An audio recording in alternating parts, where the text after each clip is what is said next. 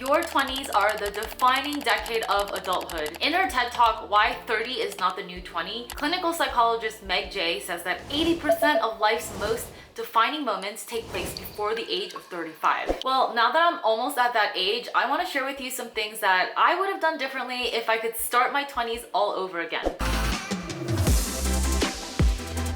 First off, I'd be a lot more intentional about the friends that I surround myself with. Jim Rohn once said, "You're the average of the 5 people you spend the most time with." Another way to put this is, show me your friends and I'll show you your future. According to this study conducted over a span of 32 years by PhDs Nicholas Christakis and James Fowler, if a friend of yours becomes obese, you yourself are 45% more likely to gain weight over the next 2 to 4 years. In a follow-up study, the same researchers also found that if your friend smokes, you are 61% more likely to be a smoker yourself. This makes sense because if you spend a lot of time around smokers or obese people, it warps your perception of what's acceptable and your standards and your behavior will change accordingly. So let's extrapolate this to finances. If you spend a lot of time around people who overspend, live the good life, but do nothing to save and invest for the future, it will change your perception of what's acceptable financial behavior, and you'll most likely end up handling your money just like them. On the flip side, if all your friends had fat savings accounts and owned several investment properties, you'd also think that was normal. And because no one wants to feel like an outsider, you'd be hustling to try and catch up with them. It's really all about perception of norms. The average friend group, especially in your 20s, is going to be more like the first set of people that I described because that is the status quo. But imagine what you'd be motivated to achieve in your 20s if your friend group was more like the second group of people. So when I got serious about becoming financially free, I actually created my own meetup called Wealthy Women so that I could meet those kinds of friends. This wasn't until my late 20s, but hey, better late than never, right? And 2 of my bestest friends in the whole wide world are girls that I met there. And we would meet up for brunch on Sundays and talk about businesses we wanted to start, our financial goals, real estate, budgeting, just everything money. Fast forward 5 years later, all 3 of us are debt-free. We're doing extremely well financially and in our careers. So that's my point. Show me your friends and I'll show you your future. I was actually just catching up with one of my friends, Wagata, over a glass of wine in New York City. And between chats about her upcoming wedding, we also chatted about how our rental properties were doing and what financial goals we were pursuing. How cool is that? I wish I'd had friends like that when I was 20. I definitely wouldn't have been half as bad with my money. It's great to have fun in your 20s, but what if I'd aimed for bigger goals than just making it to the next paycheck? Like saving $20,000 or becoming debt-free or even buying a house by 30. Looking back at all the money that I made and spent in my 20s versus what I had to show for it at the end of it all, I could have done it if only I had tried. Did you know that in the US, you can actually buy a house with as little as 3.5% down? It's through a special type of loan called an FHA loan, which means that with only about $20,000, you could become a homeowner. I didn't know this in my 20s, but $20,000, I've definitely spent at least $20,000 in my 20s on mindless purchases, like that $200 monthly Equinox gym membership that I never used, or the $500 fake Chanel bag that I wore like 3 times. I honestly could have done without these things, especially if I had a goal to save $20,000 for a house instead, you know? Take it from me, 90% of what you spend your money on, you won't even remember or have with you when you turn 30, so you might as well put it towards a solid financial goal that will set you up for the rest of your life. I used to have a very well-paying job on Wall Street. That was my first job out of college. But after a few years, I got really burned out, and even though I wanted to quit, I couldn't because that job was my only source of income, so I had to keep showing up if I wanted to pay rent and eat. That's when I realized that not all income is the same, and I regret not focusing on building the right income streams. There are actually 3 types of income. There's job income, investment income, and business income. I didn't know any better, so I spent all my 20s working on job income. But job income is actually the worst. You are trading time for money, so it allows the least amount of freedom, not to mention it's the most heavily taxed. After federal, state, city tax, and Social Security and Medicare, your take-home pay might only be like $60,000 on a $100,000 salary. It is much better to spend time and energy learning how to earn business and investment income, especially in your 20s. First off, if you learn how to earn business and investment income, you won't be trading your time for money because you'll have assets paying you, so the income is more passive. Also, you'll be taxed a lot less. For example, dividends and capital gains from your stock investments are taxed anywhere from 0 to 20% depending on your tax bracket. As for business income, the corporate tax rate is currently 21%. Not only this, but when you have a business, anything from a car to a coffee can count as a business expense. So you can deduct those expenses first and then get taxed only on what's left. So your effective tax rate actually ends up being a lot less than 21%. Compare that to the grind of the 9 to 5 and then getting taxed 30 or 40 or 50% on your paycheck. It really is a whole paradigm shift, and if you wait till you're a lot older to learn about these other income streams other than job income, after a lifetime of relying on a paycheck, it's gonna be really daunting. So use your 20s to look beyond the paycheck and build some other income streams for yourself. Another regret I have is not spending more on personal development. I didn't start going to therapy until I turned 30. And that is when I found out I was holding on to so much stuff that was holding me back. Your finances will always reflect what's going on inside. I used to spend a lot of money on my appearance, not from a place of self-love, but because I wanted to present this image of a hot, confident girl that had it all together. And really, that wasn't the truth. It was just a mask because I really didn't like myself, so I was just seeking validation from whatever superficial means I could get.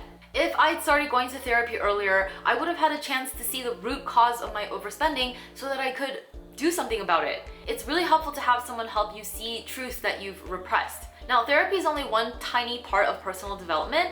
You can also read books, you can take courses. One course that changed my life was the Landmark Forum. I took it when I was about 27, and holy crap, it helped me see myself in a totally new light, and it completely blew me through the ceiling on what I thought I was capable of. So I did do a few personal development things. I just wish I'd done more sooner, because the return on investment for money that you spend on personal development is literally 1000x. Because in your 20s, you're like an airplane just getting ready to take off. So even just a 1-degree adjustment in the right direction could mean the difference between you ending up really miserable decades from now or living your best life. So don't cheap out on yourself when it comes to personal development. Okay, here's another money regret: not learning how to set boundaries, specifically around money. How many times have you subsidized your friends' expensive dinners when you all go out to eat and split the bill? I actually don't drink alcohol, and I have lost track of all the times that I've subsidized other people's drinking habit because I agreed to split the bill. It all comes down to our inability to comfortably and openly talk about money. I wish I spoke up for myself and either asked to do separate checks or just not go to these dinners at all. That money could have gone towards a million other things I needed money for instead. Another example of financial boundaries: helping out your family members. Unless they are your kids, honestly, it's not your job to support anyone financially. Also, if someone ever asks to borrow money, make sure to get it in writing. Put it in a legally binding agreement that says how much interest you'll get and when you'll be paid back. You'd be surprised that even someone that you think is a friend might not pay you back. Ask me how I know. I thought I was just being a nice, easygoing, generous person, but looking back, it's because I didn't have good financial boundaries. So learn from my mistakes. Your hard-earned money is for you and for you to give away if it feels good, not because you are pressured or guilted into it. The next thing I regret is not understanding the power of investing sooner. We are so used to having to work for every dollar, but investing is actually a way to have lots of money without working for every dollar. For example, let's say you are 20 years old, halfway through college, and only have $100 to invest. So you put your $100 into something like the S&P 500 and you add $100 to it each month.